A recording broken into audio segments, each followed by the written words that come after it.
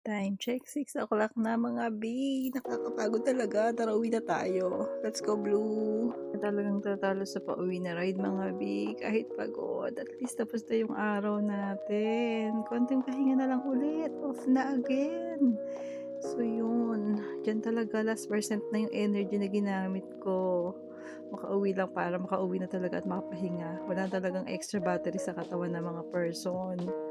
So ayan na nga, tara na, ride na tayo.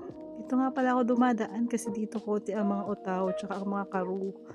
Kasi baka mahuli tayo ng parak. Ayun na nga, fine ng matula. Alam niyo kung magkano ang fines? 440 lang naman dirhams in dirhams. Convert na lang, kayo na mag-convert sa peso. Ayan na nga, after 48 years nakarating din tayo sa building.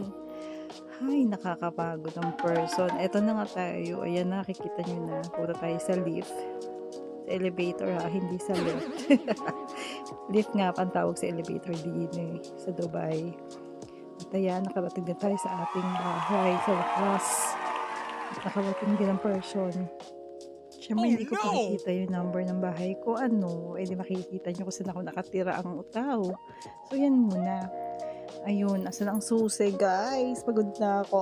Buksan mo na. Papasukin ako. Ayun na nga. Let's go inside. Ay, salamat.